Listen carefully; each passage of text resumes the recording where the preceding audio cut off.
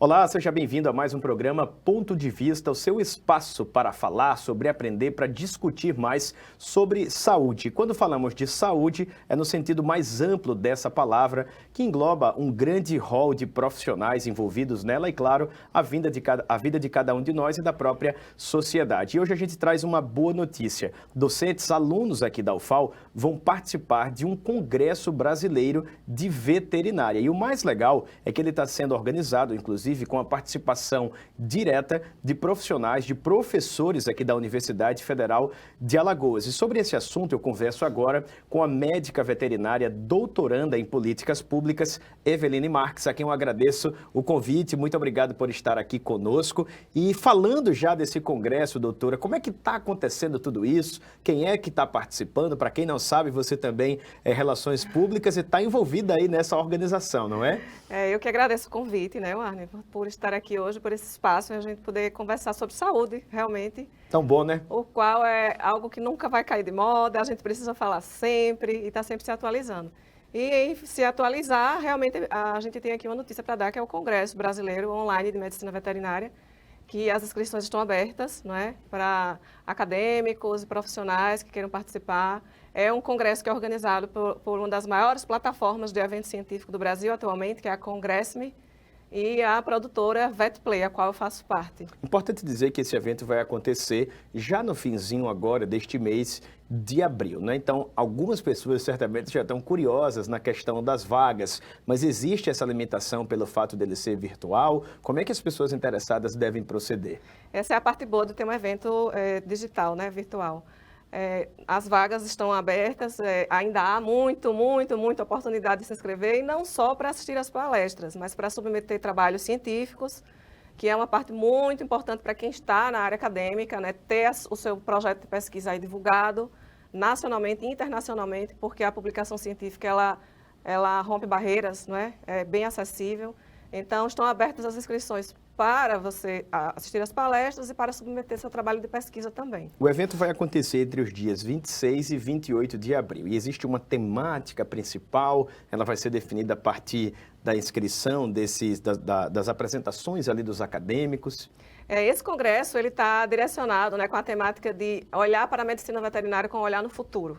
Né? Não existe sociedade saudável sem médico veterinário, né? Porque nós estamos aí nos bastidores, cuidando de tudo que antecede a chegada, né, na mesa, para a gente jantar, para a gente almoçar, porque nós estamos falando de produtos de origem animal, nós estamos falando aí do início dos trabalhos que acontece antes de chegar o leite na casa da gente, antes de chegar a carne na casa da gente para comer, todos os produtos alimentícios, antes de você adoecer em contato íntimo com seu cachorro e com seu gato. Estamos nós, veterinários, aí nos bastidores, cuidando de tudo isso. Então, não há sociedade saudável sem o contato desse profissional, que somos nós, veterinários. E o Congresso tem essa temática, é um olhar no futuro. Então, vamos abordar aí, desde produção de patentes, né, que é algo que o mercado PET exige, que o mercado PET pede para a gente produzir. Abrir o olhar do estudante de medicina veterinária para como produzir uma patente, como ser criativo, como desenvolver o mercado, não é? Nesse sentido, principalmente com produtos farmacológicos, e também passando por doenças infecciosas como toxoplasmose, as leishmanioses, o agronegócio com os grandes animais, com preservação de sêmen de equinos. Então, políticas públicas sobre cães e gatos, que eu vou estar abordando duas temáticas importantes. Está super amplo, dá para todo mundo interagir e aprender muito. Isso é muito importante porque muitas vezes a gente ainda vai entrar nessa parte da entrevista, mas as pessoas por vezes acham que medicina veterinária é algo restrito aos bichos e ao veterinário, quando na verdade não é bem isso que acontece, né? Existem, por exemplo, as zoonoses, são doenças de origem animal que podem também contaminar, prejudicar e até matar seres humanos. E é por isso que quando a gente fala de saúde, é necessário ter essa visão holística, essa visão ampliada e integrativa, entendendo que os bichos, pets ou não, também fazem parte da sociedade, porque direto ou indiretamente a gente tem contato com eles, inclusive com animais em situação de rua. Essa temática, doutora, também deve ser discutida lá no Congresso. Há um espaço para ampliação dessa discussão já que vai tratar a medicina veterinária no presente e também com essa perspectiva futura? Perfeito. Então, já quero abrir aqui um parêntese para elogiar, né? Precisamos de mais jornalistas assim como o Alan. Bondade da doutora, viu? Totalmente entendido aqui na situação, na questão animal, não é? De fato, é tudo isso. Nós, veterinários, estamos aí bem envolvidos nessa segurança de saúde, segurança sanitária, segurança alimentar. E nessa relação tão próxima, tão íntima, que é com os bichos de estimação, né? Com cães e gatos, o nosso trabalho é fortíssimo e extremamente necessário aqui no Brasil. E falando em cães e gatos, a gente não tem como separar a questão de necessidade de políticas públicas. É impossível resolver este assunto aqui no nosso país, ou em qualquer país do mundo que tenha o histórico de ter resolvido, só se resolve com política pública. Isso é que vai fazer a gente ter um olhar realmente de futuro, né? Que é a solução das problemáticas que nós temos. E nesse congresso vai estar sendo abordado 2 políticas públicas que são as mais importantes nesse momento sobre cães e gatos nos centros urbanos. A primeira é sobre o método CED, que é um método de captura, esteriliza e devolve o animal para o ambiente de origem. Esse é um método internacional que o Brasil está precisando olhar mais, está precisando entender mais. Eu vou ser palestrante nesse momento sobre esse tema. Queria até tirar uma dúvida. A captura, isso aí é para cães e gatos, mas no caso um animal em situação de rua, por exemplo. É isso. Ele é capturado. Aí eu levo para fazer a chamada castração, esterilização, não é isso? Que é a castração. esterilização. E essa devolução é feita para o ambiente de rua, por exemplo, se ele era um animal que estava nessa situação mesmo? São 2 políticas públicas que caminham bem juntinhas, né? Para a gente explicar o detalhe dessa captura, esterilização e devolução. Essa é uma política pública chamada de método CED. Ela vem amarrada obrigatoriamente a uma outra política pública, que é a do reconhecimento de cães e gatos comunitários. Então, são 2 políticas públicas integradas, uma não funciona sem a outra, né? Isso acontece em vários países. Por exemplo, vou citar aqui a Holanda, é um país onde conseguiu resolver a questão de cães e gatos livres no centro urbano através dessas 2 políticas públicas, né? Com um olhar assim bem integrado, comunidade junto com o poder público. Será que a gente consegue pontuar, até por uma questão de curiosidade e naturalmente de esclarecimento para quem nos assiste, no que consiste essa segunda política pública da criação animal comunitária? É assim mesmo? Exato, porque é o seguinte, a visão hoje sobre cães e gatos no cenário urbano é que eles tenham um freio no nascimento. Nós só temos os problemas que temos relacionados a cães e gatos, desde sofrimento animal, mal-estar animal, que é o que o povo clama, né? Para a questão de saúde pública, porque isso caminha muito juntinho, não há como separar. O bem-estar animal é junto da questão sanitária. Nós só temos esses problemas porque eles nascem demais aqui no país. O país não tem uma política séria de controle de natalidade, que é a política da castração. E aí a gente também não pode querer atender o pleito do povo, que é pegar todos os animais que estão hoje em situação de rua e confiná-los em um abrigo. De fazer uma edificação e confinar os bichos ali. Isso é contraproducente. Isso, no fim, resulta numa falsa sensação de bem-estar animal, porque os bichos ficam engaiolados, esperando por um dono que nunca chega. É oneroso, causa adoecimento, e vários países já deixaram para nós aí os exemplos de que isso não é produtivo. Como é que resolve isso? É pegar, sinalizar esses animais que hoje já estão nas comunidades. É aquele cachorro, Arne, que vive lá no seu condomínio, no estacionamento do supermercado, no campus universitário. Pegar este animal, castrar e devolver para o ambiente de origem. E ao devolver para o ambiente de origem, a comunidade daquele ambiente vai ser sinalizada e vai se colocar voluntariamente para ser o protetor daquele bicho ali. Então, ele vai atingir suas expectativas de vida livre, castrado, sem se reproduzir, e sobre um cuidado da comunidade. Então, é a política de aceitação do cão e gato comunitário e a política do método CED, que é importante para o controle de natalidade. Queria só fazer uma ponderação e até pedir a sua ajuda se eu estiver errado. Quando a gente fala assim de impedir o nascimento, não é que o bichinho, por exemplo, que eu crio um cachorro, exemplo. Sim. E aí a senhora cria uma cadela. Eles são da mesma raça ou sem raça definida, enfim. Mas a gente quer ali que haja essa procriação controlada, vamos dizer assim, supervisionada. Uhum. E, naturalmente, ele vai dar ali 4, 5, 6 cachorrinhos e eu tenho pessoas que querem receber aqueles animais para criá-los. Isso, naturalmente, vai ser permitido. Quando a gente fala da restrição, é dessa restrição indiscriminada que ocorre, por exemplo, com tutores irresponsáveis, que tem essa conduta criminosa até de permitir que o animal se reproduza indiscriminadamente e depois joga o animal na rua.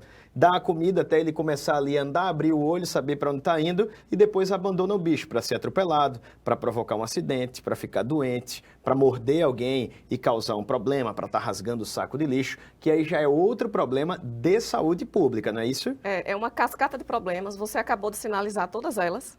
Parabéns, Warner. Obrigado. É muito bom conversar. Eu gosto sempre de ver porque é uma problemática tão presente, mas... Sim. E às vezes parece que o olhar do poder público, a gente sabe que existem algumas iniciativas, mas, ao meu ver, por vezes, um pouco míopes, que enxergam somente, por exemplo, a castração e não entendem a problemática do que é uma política pública efetiva para trazer resolutividade e não apenas ficar amenizando um problema que nunca vai deixar de existir se não for conjuntural o olhar sobre ele, né? Perfeito. E aí a gente aproveita para pontuar, né, que aqui na Assembleia Legislativa a gente já tem tramitando, porque eu estou acompanhando as propostas legislativas que vão nesse sentido que você está falando, as resolutivas, porque nós precisamos consolidar as políticas públicas de Estado e não as políticas públicas do governo, né? Porque isso aí a gestão acaba e as coisas não... E a população também vai continuar existindo, por isso que a gente tem que ter algo permanente, né? A gente fica mantendo os problemas, é isso que a gente tem que evitar, né? E aí, de fato, a gente tem aqui, eu posso citar o deputado Leonan Pinheiro, que hoje é um símbolo aqui no Estado, é de fato um deputado que está envolvido emocionalmente e tecnicamente, ele está entendendo de fato o que é que tem que fazer. E você acabou de citar a grande problemática, que é a falta das principais políticas públicas. Quando você fala, eu crio um animal... e, na verdade, a gente está diante de um país onde não está levada a sério a política pública chamada de posse responsável, porque há uma diferença de você dizer, vou criar com amor, mas vou criar porque eu quero com amor. É diferente de você dizer, eu vou criar porque agora eu tenho regras a cumprir. Eu estou... E dá para criar com amor, seguindo regras simples, e que as regras de responsabilidade, e que as regras sobretudo, precisam né? ser postas pelo Estado, porque Perfeito. nenhum país até hoje se organizou com essa questão de cães e gatos no cenário urbano sem o apoio da política pública. Porque o Estado tem que traçar as diretrizes básicas para o cidadão criar corretamente. E o cidadão criando corretamente colabora para a redução desses problemas de saúde pública e de mal-estar animal. É importante até dizer que isso não é uma imposição do Estado, né? É uma Constitucionalmente, necessidade para a sociedade. é uma atribuição dele mesmo, de Isso. legislar, né? De criar mecanismos que permitam soluções para a sociedade que é dinâmica. Por isso que as leis vão surgindo mediante as demandas, as discussões, o entendimento da necessidade de políticas públicas, né? E esse posicionamento do delegado Leonan já é um indicativo extremamente positivo de que a própria Assembleia Legislativa, do ponto de vista do colegiado, certamente vai favorecer o andamento dessa pauta que beneficia a todos nós, não é isso? Isso, porque nós estamos falando das principais políticas públicas que o país não tem, ao nível federal, inclusive. E o Leonan está organizando o Estado de Alagoas, tenho certeza que será bem recepcionado pelos pares dele aqui na Assembleia. E aí a gente aproveita para pontuar para a população acompanhar. São 3 políticas públicas básicas que a gente precisa ter. É o investimento financeiro em castração, que hoje nós não temos, né?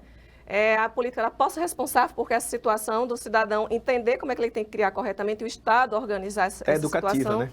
E a terceira é a política pública da educação ambiental, porque nós só vamos mudar as mentalidades das pessoas através do instrumento educativo. E ele tem que ser constante, permanente, para sempre, porque nós temos gerações que estão se renovando e o discurso precisa ser sempre, sempre pontuado, né? Então, essas 3 políticas públicas básicas, elas estão realmente, como disse, sendo redundante, na base resolutiva dessa situação de cães e gatos no centro urbano. Aí, na sequência, a gente amarra o elo com o reconhecimento do cão e do gato comunitário, a legalização do método CED e, no final, Arney, é a punição do cidadão, né? Aí a gente aproveita para lembrar que o Brasil, quando começou a organizar as políticas públicas sobre cães e gatos, estruturou primeiro o instrumento punitivo.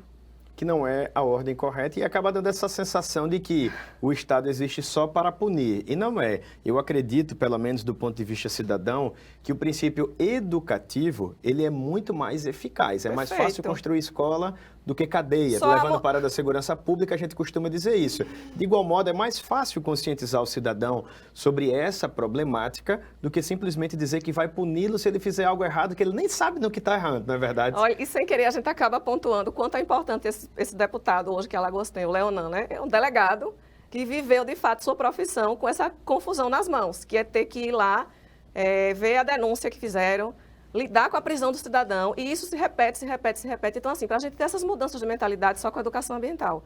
Então, antes tem que estruturar a sociedade com medidas educativas, orientar, para poder a gente evitar até a produção dos infratores, não é? Porque é isso que o Brasil faz. Não estou dizendo que a lei federal, que é a cadeia para maus-tratos, conhecida, desculpe, como lei sanção, que ela não é útil, ela é sim, ela é necessária, porque imagine... É um marco, né? Eu, médica veterinária, estava cansada de lidar com situações que na cirurgia eu precisava estar montando, remontando anatomicamente os bichos que estavam sendo fraturados, queimados, mutilados por conta de situação de libertinagem. Então, isso precisava ter um direcionamento mais sério a nível de polícia. Isso é importante ter, né, hoje. Mas, quando a gente fala de todas as políticas públicas que deveriam vir antes, para evitar que os problemas acontecessem, como o nascimento dos animais nas mãos das pessoas que não têm condições financeiras de tê-los, gerando doenças e depois, no fim, a pessoa não ter condições de dar essa assistência, que ela também hoje vai presa ao pé da letra por essa interpretação. Nós precisamos resolver essa condição anterior. E aí a gente não tem essas políticas públicas estruturadas ao nível federal ainda. Então, estamos meio de cabeça para baixo, né, eu costumo dizer, mas que nem tudo está perdido. É bom ter esta lei também, né, do cadeia para maus tratos. Esse caso que você falou de termos um parlamentar aqui que já lidou nas duas frentes, na da segurança pública e na questão da saúde animal, mostra também o quanto é importante essa pluralidade dentro do parlamento, né?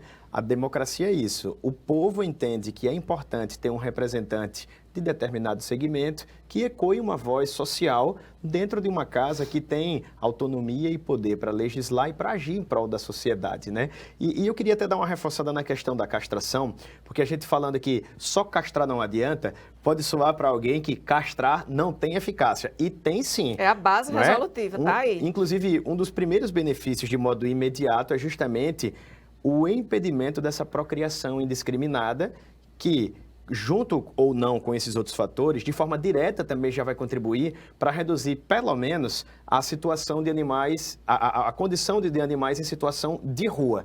Mas aí a gente reforça a questão do que é política, do que é essa necessidade de uma estruturação maior de política pública, né? Então, você, inclusive, doutora, é aqui no Estado, acredito que é a única mulher que faz um doutorado, que é doutoranda nessa área. E dá para a gente conceituar de uma forma simples, didática e até objetiva o que é uma política pública, porque tem gente que diz assim, mas a castração já está ajudando muito aqui. A castração não é uma política pública, ela é uma metodologia, como o nome já foi dito aqui, né, para reduzir essa procriação indiscriminada. É um método de esterilização, mas sozinha não é uma política pública. O que vem a ser, então, essas políticas públicas que tanto falamos hoje? Ao nível popular, para ficar mais fácil de entender, né, então a gente tem que pensar a nossa cidade, nosso estado, nosso país como sendo o nosso condomínio.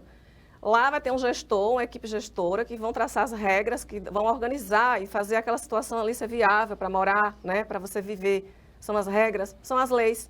Então, a gente cria políticas que são as organizações para os problemas da sociedade, são as políticas públicas. Então, quando a gente fala da castração em si, a gente está falando, de fato, de uma técnica cirúrgica que veio como benefício para reduzir a quantidade de nascimento. Transformar isso numa política pública é a gente ter uma legislação federal, um orçamento definido, uma criação de um programa que atenda aos municípios como um todo, que hoje um prefeito queira instalar um programa de castração no município dele e ele tenha um programa com orçamento federal para ele solicitar o orçamento e vir. Ou então que ele vote na Câmara de Vereadores um orçamento fixado para esta finalidade, para que essa gestão mude, mas na próxima o orçamento já está lá, então o programa não para de acontecer. Isso é a política pública, é você ter a organização técnica, né, a nível parlamentar, decidido nas câmaras de vereadores, decidido nas assembleias legislativas do Estado, decidido na Câmara dos Deputados. Aí em Brasília nós temos hoje, né, nós temos a lei desde 2017, a política de castração de cães e gatos. Só que lá foi vetado o orçamento para o custeio. E sem o orçamento não tem como fazer política pública. Então, o que é que nós temos? É uma discussão federal mesmo, né? Nós temos uma lei muito simpática, dizendo que, é muito bonito dizer, o Brasil tem uma lei da política de castração. Tem, quando você vai ler o texto, você fica frustrado, porque lá está dito, vetado o orçamento. É um ostracismo legal, né? E o que mais dói, Warner, é você ver o veto lá com a redação do Ministério da Saúde, dizendo que não se constitui programa questão de saúde pública. Então, não tem como o Ministério da Saúde custear isso. E aí a gente volta à introdução da nossa entrevista. Como não é uma questão de saúde pública, se hoje, quando eu vim para cá, dentro do condomínio onde eu moro, eu vi cães em situação de rua que estavam dentro do prédio. Não é cães não, perdão, gatos. Aí eu saio para a rua, vejo cães que podem ter um contato comigo, direto ou indireto.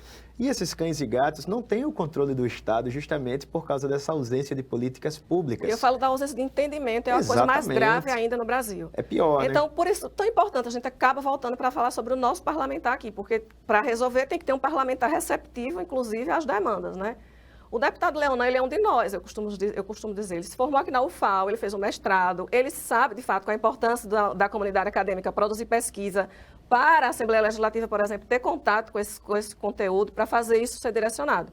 Isso é ótimo, porque não faltam mais estudos dentro da medicina veterinária que comprove a problemática que fica como consequência da livre reprodução de cães e gatos nos centros urbanos. Você falou, é possível que eu tenha contato com a doença que aquele animal que está em situação de rua chegue até mim. Como é que isso acontece? Acontece, por exemplo, com o mosquito, que é um vetor. Pica o animal Que a e gente, pica o ser se a humano, gente for né? falar de uma doença, a gente vai falar da leishmaniose, que aqui é mais presente no centro urbano. O cachorro está lá se reproduzindo livre na via pública, porque o governo brasileiro permite isso acontecer. Ele entra em sofrimento, aí é o que o povo vê, bem-estar animal, coitado do cachorro, quer um hospital para resolver a doença do cachorro. E a outra parte que não está sendo vista é essa situação solta de proliferação de zoonose. Então, a gente tem um mosquito circulante, porque nós temos, por exemplo, um esgoto a céu aberto, que é onde é o nascedouro do mosquito. O Brasil também produz essa situação, né? Esse mosquito, ele é um vetor. Ele vai pegar as leishmanias no cachorro, por exemplo, de modo bem resumido. Pica o cachorro, pica o ser humano. Pronto, completou o ciclo. Transmite a doença. Então, você pode ser realmente acometido por uma zoonose por conta de uma situação que hoje nós chamamos de negligenciada. Negligência só pode ser dito quando você está diante de algo que você tem o conhecimento e você faz vista grossa. E que pode também fazer algo sobre, que é justamente o caso sobre o qual nós estamos tratando aqui, né? Porque há orçamento para tanta coisa, será que não dá para ter para mais um acréscimo na área da saúde? É mais fácil cuidar do doente na hospitalização ou fazer um trabalho que previne o adoecimento, né? É uma questão de enxergar essa problemática da forma que efetivamente ela é. Macro, o bicho está em contato com o ser humano, que está em contato com o bicho. Ambos estão em contato com o meio ambiente. E isso é que constitui a sociedade, né? E como é bom você ter os animais, né? A gente até ouve algumas pessoas dizerem assim, eu gosto mais de bicho do que de gente. É claro que eu vejo sempre isso daí como um hipérbole, né? Eu acho que a gente deve gostar no mesmo nível, porque eles nos fazem bem e as pessoas também. E é importante ter esse olhar para o bicho como um ser vivo, um ser que tem um sentimento, um ser que sente dor. Muitas vezes ele não fala com palavras como nós, mas interage e demonstra essa afetividade, por vezes, de uma forma até mais sincera e mais efetiva do que o ser humano, essa né? é a questão da senciência animal, Exatamente. Né? Outra temática que já foi debatida aqui há mais ou menos 2 semanas no plenário também. Isso é ponto de partida para as sociedades, assim, ao nível básico, né? Então, assim, a gente hoje não depende de um reconhecimento desse da Assembleia Legislativa, que a Assembleia Legislativa, por exemplo, reconheça um projeto de lei para poder a gente definir que cães e gatos são seres sencientes. Não, a gente não precisa disso, mas isso é uma coisa simbólica, porque em outros países isso já foi avançado, a gente já tem estudos comprovando isso há muito tempo. Então, por isso que eu digo, essas duas situações caminham bem juntinhas, o bem-estar do animal e a saúde pública, né? Como foi que os outros países conseguiram resolver essa questão toda, essa confusão que fica? É que primeiro veio o entendimento do parlamento, o entendimento dos legisladores. Nós entendemos que há um grave problema de saúde pública quando nós temos cães e gatos livres se reproduzindo sem ter um responsável por eles. Então, eu preciso frear o nascimento. Aí eu vou dar um exemplo para você de uma legislação internacional, qual eu estudo, eu me debruço sobre literatura legislativa internacional, justamente para a gente entender como foi que resolveram, para ver se serve para nós. Aprender com a história, né? Há uma legislação, inclusive, na Turquia, porque lá o país, ele reconhece cães comunitários, e aí há uma legislação lá que define que todo município tem que ter 1% do seu orçamento destinado à castração, destinado ao cuidado de cães e gatos.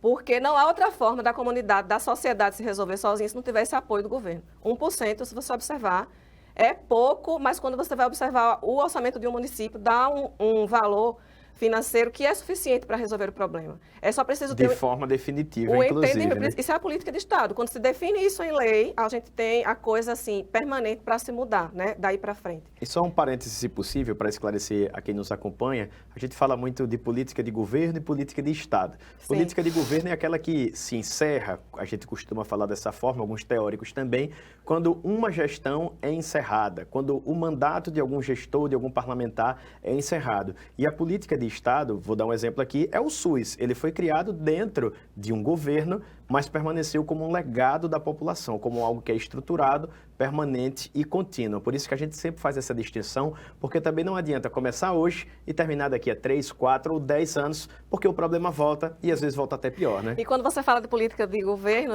a gente não pode sair daqui sem falar sobre os castramóveis, né? Porque isso é o que se configura muito no Brasil. Em 2017, o ministro da Saúde, Ricardo Barros, ele criou a rúbrica orçamentária para os municípios solicitarem o castramóvel, né, para as suas cidades. E aí, cada prefeito que solicitou, que nós temos vários no Brasil, nós temos um exemplo muito grande, que é em São Paulo, que são mais de 50 castramóveis, mais de 50 cidades. Municípios são mais de 5 mil, né? Imagine, teoricamente, um por município vai nesse nível. Um parlamentar que colocou espelho de emenda para castramóvel, foram mais de 50. Então, cada município tem um castramóvel. Mas se essa política não for organizada como política de Estado, ou seja, não for votada na Câmara, quando o orçamento não é definido, quando sai aquele prefeito, o que a gente vê é o castramóvel parado, estacionado, sem utilidade. Por quê? Porque o orçamento acabou. Não se torna um equipamento público, se torna um equipamento de gestão, o que é nocivo, né? Isso é o que a gente deve evitar, né? Doutora, e falando em castramóvel, não basta ter um trailer com um veterinário, não é? Para fazer esse processo de esterilização. Esses equipamentos, inclusive, devem obedecer a uma legislação específica, a condições técnicas específicas que possibilitem esse tipo de atendimento e até a segurança naquilo que vai ser feito ao animal, não é isso? Antes mesmo da política pública de castração em 2017, o Brasil já tinha, né, em meados de 2010, a resolução normativa técnica dos médicos veterinários pelo Conselho Federal de Medicina Veterinária, que é a resolução 962. Lá está dito todo o traçado técnico que um programa de castração precisa obedecer. Então, quando um prefeito, uma prefeitura define um programa de castração, é preciso formatar um projeto, submetê-lo ao Conselho de Classe Veterinário, que é o CRMV, aqui em Alagoas, no caso. Fica ali no poço daqui, cada estado tem o seu, fica no poço. Submete ao CRMV para poder observar as diretrizes se estão corretas, porque isso aí envolve segurança de saúde para os bichos, né? O bem-estar animal, que está em risco, né? E a equipe de veterinário que está envolvida também para ser valorizada, né? Para tudo ficar muito ajustado. Nós estamos aqui nos encaminhando para os momentos finais da entrevista, até passa tão rápido, né, doutora? Mas olha, a gente falou pelo menos sobre 2, 3 temas muito importantes, né? E eu queria falar sobre um último. Afinal de contas, a maior parte da população tem a imprensa como o principal canal informativo, né? E há milhares de pessoas que criam cães, gatos, outros bichinhos, né? Passarinho, não sei o quê. E é legal a gente também deixar um serviço, um recado. Como é que eu devo, quando é que eu devo procurar um veterinário? E o que eu devo observar nesse profissional ou na estrutura desse profissional na hora de contratar esse serviço? Sua pergunta é maravilhosa, porque quando você deve buscar um veterinário? É no momento que você decidiu criar o cachorro, ou o gato ou outro animal que você decidiu ter em casa. Quando você foi numa feira lá para adoção e decidiu adotar, ou quando você estava passeando no shopping e decidiu comprar, ou quando seu marido lhe presenteou aí com um cachorro, seu namorado, enfim, quando o bicho chegou para você, o primeiro ponto a se fazer é ir ao veterinário. Você não sabe o que está se passando naquele animal. Fisicamente, para você, ele pode estar muito bem, mas tecnicamente ele pode não estar. Então, o ponto de partida inicial, quando decidiu criar, é ir ao veterinário, porque só assim você vai receber as primeiras orientações básicas sobre como manter uma criação adequada, como manter os cuidados adequados. E todos esses cuidados são o ponto de partida para evitar doença, evitar problema. Muitas vezes você evita doenças sérias comprando um vermífugo que custa R$15. E pode salvar o bichinho, né? E esse vermífugo, ele tem que ser repetido com um intervalo aí, que você vai definir lá com o veterinário. Pode ser a cada 4 meses, pode ser a cada 6 meses, mas acontece que vai para a vida inteira do animal. Ou uma vacina que custa R$60, que você faz uma vez por ano. Faltou a vacina de R$60, presta atenção. Doenças sérias se instalam, doenças que vão ter um custo aí de para mais de R$1.000 na hora de tratar. Como, por exemplo, sinomose, eu vou dar exemplo só de uma. E aí a gente se esforça para tratar e muitas vezes a gente não salva o animal. É letal. E o custo é altíssimo. Então, toda ida ao veterinário significa prevenção. Prevenção para o seu bolso, para poder você gastar menos, daí para frente, né? Segurança de saúde para você e para todo mundo que está convivendo com o animal em casa. As orientações mais básicas se recebem numa simples consulta com o veterinário. É a cereja do bolo, é a coisa mais importante. E a primeira coisa para olhar é se ele tem o CRMV, se aquilo está explícito. Para nós, né, veterinários, parece óbvio, por isso também agradeço a sua pergunta, parece óbvio, né, que você vai a uma clínica veterinária e você vai ter certeza de que você está sendo atendido por um veterinário. Ou, mais, chama atenção, os populares, de modo geral, eles vão a casas agropecuárias, eles vão a lojas de conveniência de produtos veterinários. E lá, muitas vezes, tem o balconista da loja, vestido num jaleco, né, roupa branca, ao qual muitas pessoas confundem com a figura do veterinário. Então, muito importante que você está fazendo esse lembrete aqui. Você pode perguntar, o senhor é veterinário? Porque essa pergunta é uma pergunta que... não ofende, perguntar não ofende. Exato, porque está todo mundo vestido de jaleco. E com isso a gente evita, inclusive, que aquele balconista que tem vícios de trabalho errados, ele vacine o seu animal, por exemplo, porque não pode. Isso é um ato exclusivo do médico veterinário. Uma vacina, ela tem que vir antecedida por uma consulta. Só quem pode consultar é um veterinário. Muitas vezes, se você vacinar um animal que não está apto a receber uma vacina, ele pode adoecer. E aí, você só vai descobrir isso se estiver, de fato, diante de um veterinário. Ou né? até provocar um problema pior, por exemplo, aplicando Vários ali problemas. a injeção, se for nesse sentido, né, por esse meio, num órgão do animal, num nervo do animal. É uma situação muito delicada que requer um cuidado grande, de fato, Anatomicamente né? no lugar errado, ou o momento do animal na vida dele também é errado, porque faltou uma avaliação médica, né? E a gente aproveita para lembrar que nessa situação que acontece a aplicação daquelas comuns vacina anti-sil. Aquela popular injeção que os populares se acostumaram a chamar de vacina, porque ela é dentro de uma injeção, e as pessoas fazem uma alusão à vacina por isso. Mas é um hormônio contraceptivo, só pode ser feito por médico veterinário. E nós temos uma situação muito solta no Brasil, que muitas vezes é o vendedor da loja, o balconista, aquele camarada que está lá vestido de jaleco branco, que as pessoas confundem com o veterinário, e deixam livremente fazer a administração dos seus animais. Isso precisa ser realmente evitado. E esse momento é um momento de utilidade pública, viu, Arne? Sem muito dúvida. bom. Precisamos dar esse recado para a turma, né? Doutora, sinto informar. Apesar da conversa estar muito boa, de eu estar aprendendo um bocado, quem nos assiste também, chegamos ao encerramento dessa nossa meia hora tão importante no encontro que temos ao menos 2 vezes por semana aqui na TV Assembleia. Eu quero agradecer a senhora, mais uma vez, pela sua visita, pelo compartilhamento dessas informações, do seu conhecimento. E se você quiser deixar o seu contato, o seu perfil lá do Instagram, que acabou virando nosso segundo cartão, manda um recado aí para a turma, para que a gente possa, então, fechar com chave de ouro. Olha, o Arne, é um prazer estar aqui sempre, né? O seu convite vai ser sempre, eu recebo com muita honra, porque trabalhando no ambiente de pesquisa, no ambiente acadêmico, a gente sabe que nada faz sentido se isso não for transmitido para a sociedade, né? Então, quem tiver alguma dúvida e quiser entrar em contato comigo, está lá o meu Instagram, @e.marquesdemelo. Né? Estou à disposição para responder as dúvidas que ficarem de hoje e de qualquer momento. Maravilha, muito obrigado, obrigada. doutora. Sempre muito solícita e como é importante, não é, pessoal? Esse intercâmbio entre a academia, a imprensa, que vai naturalmente alcançar a sociedade. Nós agradecemos a você pela companhia mais uma vez e vale reforçar, inclusive, que se você tiver alguma queixa ou também precisar de alguma orientação adicional, pode procurar o próprio Conselho Regional de Medicina Veterinária. Esse profissional é mesmo veterinário, esse CRM aqui bate com os dados que eu obtive, ou se infelizmente você tiver uma situação ruim, algum agravo no atendimento, é importante também que comunique isso ao próprio Conselho, que é uma entidade fiscalizadora, tem esse poder fiscalizador e até pode fazer uma intermediação com a autoridade policial, eventualmente, até com a própria justiça, se isso for necessário. Nós encerramos essa edição por aqui. Se Deus quiser, em breve estaremos de volta falando com algum profissional de saúde, talvez até com mais de um aqui, numa mesa redonda, para que você fique sempre bem informado com temas atuais e que são importantes para a nossa existência. Afinal de contas, saúde é imprescindível para a vida. Obrigado pela sua companhia e até a próxima.